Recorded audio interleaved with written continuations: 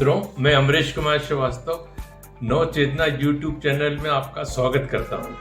आज अपन मध्य प्रदेश के 14वें मुख्यमंत्री सुश्री उमा भारती जी के लिए बात करेंगे। उमा भारती मध्य प्रदेश की पहली महिला मुख्यमंत्री हुई। इनका जन्म 3 मई 1959 में डुंडा गांव, टीकमगढ़ जिले के डुंडा गांव में हुआ था। इनके पिताजी का नाम गुलाब सिंह था। इनके 2 भाई स्वामी प्रसाद लोधी एवं कन्हैया लोधी थे। इनकी प्रारंभिक शिक्षा, प्राइमरी शिक्षा इन्होंने 6वीं तक पास की और उसके बाद इन्होंने भजन में, भागवत में महारत हासिल की और इनका उस इलाके में बहुत ज्यादा नाम हो गया। उस इलाके में इनकी भक्ति इतनी ज्यादा थी कि इनको दूर दूर तक बुलावा आने लगा। इनकी भक्ति को देखते हुए, इनको भागवत के लिए, उसको देखते हुए सिंधिया की राजमाता सिंधिया ने इनका संपर्क किया और उन्होंने इनको राजनीति में वो लेके आई और उनके उससे बहुत अल्प आयु में ये राजनीति में आ गई। ये बचपन से निर्भीक थी, इनमें नेतृत्व की क्षमता थी, ये निडर थी। उस गुणों को देखते हुए राजमाता सिंधिया ने इनको अपने साथ मिला लिया। 1984 में इनको बीजेपी ज्वाइन कराई उन्होंने और ये 1984 में लोकसभा के चुनाव लड़ी, मगर दुर्भाग्यवश ये चुनाव हार गई। 1988 में इनको उपाध्यक्ष बनाया गया जनता पार्टी का और ये उपाध्यक्ष रही। 1989 में लोकसभा ये जीती खजुराहो से और उसके बाद लगातार 1991 में, 1996 में और 1998 में ये खजुराहो से जीतती रही चुनाव और लोकसभा में इनका प्रतिनिधित्व बराबर बना रहा। 1999 में ये पहली बार भोपाल से चुनाव लड़ी और लोकसभा में इनका उपस्थिति इनकी रही। अटल जी प्रधानमंत्री थे तो ये मानव संसाधन मंत्री इनको बनाया और ये केंद्रीय मंत्रिमंडल में इन्होंने सुचारू रूप से काम किया। इन्होंने कोयला विभाग, खेल विभाग, युवा मामलों का, पर्यटन विभाग या इन्होंने के विभाग के कार्य देखे और सुचारू रूप से इसमें उन्होंने अपना योगदान दिया। 2003 में जबकि मध्य प्रदेश का चुनाव होना था, दिग्विजय सिंह 10 साल से लगातार मुख्यमंत्री थे। बीजेपी का हाईकमांड ने इनको मध्य प्रदेश के मुख्यमंत्री के रूप में प्रोजेक्ट किया और इनके नेतृत्व में पहले बार 2003 में मध्य प्रदेश का चुनाव लड़ा गया। अटल बिहारी वाजपेयी एक बार लाल परेड ग्राउंड पे आए। उन्होंने अपने कार्यकर्ता सम्मेलन में बोला कि अगली मुख्यमंत्री इस प्रदेश की उमा भारती होंगी। उस वक्त तक इनका विरोध शुरू हो गया था, मगर जब अटल बिहारी वाजपेयी ने बोल दिया तो इनका विरोध शांत हो गया और इनके नेतृत्व में चुनाव लड़ा गया। 2003 में जब इनके नेतृत्व में चुनाव लड़ा गया तो भारतीय जनता पार्टी 2/3 बहुमत से आई। भारतीय जनता पार्टी को 230 में से 173 सीटें मिली और कांग्रेस मात्र 38 सीटों पे सिमट गई।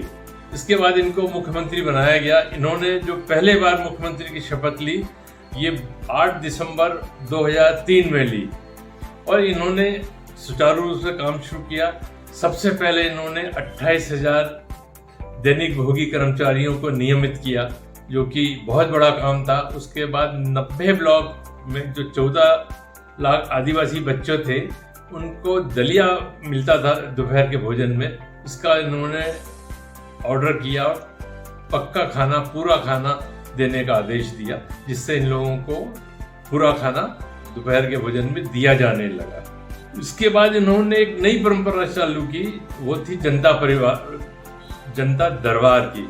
हर मंगलवार को इनके निवास पे जनता दरबार लगता था और लोग अपनी अपनी समस्याएं लेके आते थे और ये तुरंत उसका निराकरण करती थी।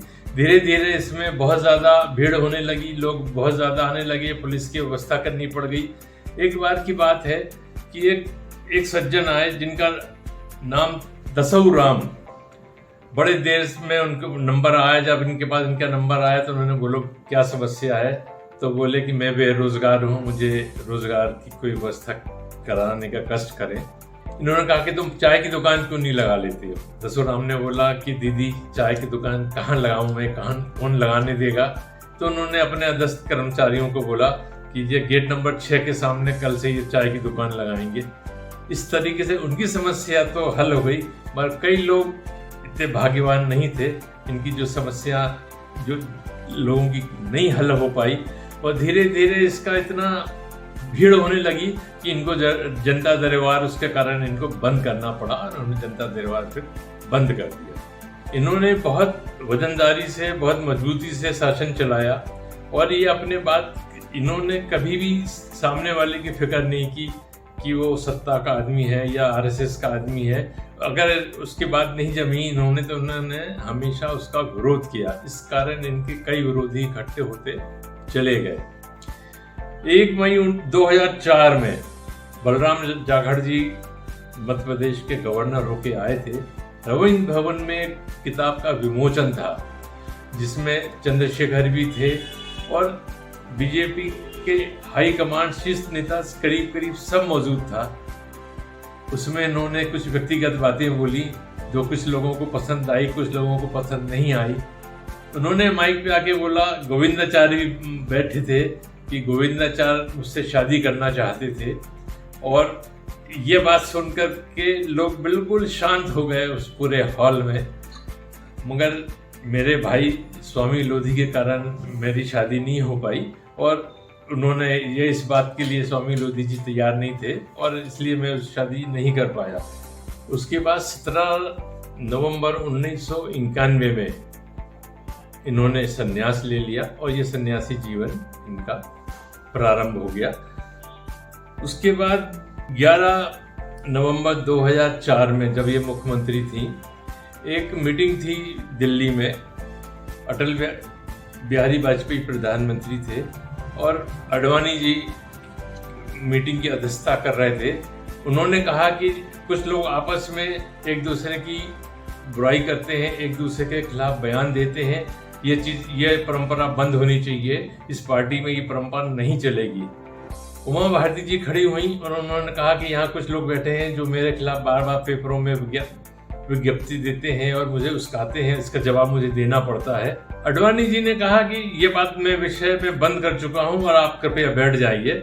इस बात पे वो मानी नहीं, उनको बुरा लगा और उन्होंने उसी वक्त मीटिंग छोड़ दिया। इसके नतीजे ये हुआ कि पार्टी से उनको निष्कासित कर दिया गया और ये पार्टी छोड़ कर के चली आई। 30 अप्रैल 2006 में इन्होंने उज्जैन में एक नई पार्टी बनाई जिसका नाम था भारतीय जनशक्ति पार्टी, और इसका इन्होंने काम करना शुरू कर दिया। चुनाव हुए 2008 के जो आम चुनाव हुए थे, इसमें इन्होंने अपनी 213 सीटों पे अपनी कैंडिडेट लड़ाए और ये मात्र 6 सीटें जीत पाए। ये खुद भी चुनाव हार गई।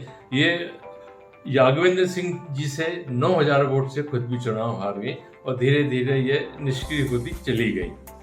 2011 में जबकि गडकरी जी अध्यक्ष थे, इनको पार्टी में वापस लेने का दबाव बनाया गया, और मगर सुषमा स्वराज और वेंकैया नायडू ने इसका विरोध किया और गडकरी जी से साफ कह दिया अगर इनको वापस लिया गया तो हम इस्तीफा दे देंगे।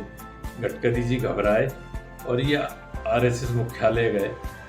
भागवत जी से उन्होंने बात की और भागवत जी ने एक मैंडेट जारी कर दिया कि मैंने इनको वापस बीजेपी में भेज दिया है, जिसको विरोध करना है इस्तीफा दे सकता है। तो एक विवाद शांत हो गया और सब लोग इसमें चुप हो गए और इनकी पुनः वापसी हो गई। लोगों ने कहा कि इनका पुनर्जन्म है बीजेपी में, और इन्होंने फिर पूर्ण उत्साह से इन्होंने काम शुरू किया। 2004 में जो इन्होंने इस्तीफा दिया, इसके पीछे भी एक कहानी थी। 1995 में हुगली के कर्नाटक के हुगली में ईदगाह में इन्होंने हजारों लोगों के समर्थन के साथ नीला तिरंगा झंडा फहरा दिया। उसका ऊपर एक केस था जो चलता रहा। लोगों से वहां से इनके खिलाफ वारंट आते रहे, जमानती वारंट आते रहे, और इनके जो कर्मचारी थे इन्होंने इनको कभी नहीं बताया। और अंत में नतीजा ये हुआ कि जब इनका गिरफ्तारी वारंट आया तो इनको पता लगा और इस कारण इनको इस्तीफा देना पड़ा। उसके इस्तीफे में भी इन्होंने यह बात रखी कि मैं इस्तीफा देके जब पुनः केस जीत के आऊँगी या केस ख़त्म करा के आऊँगी तो मैं मुख्यमंत्री बनूंगी।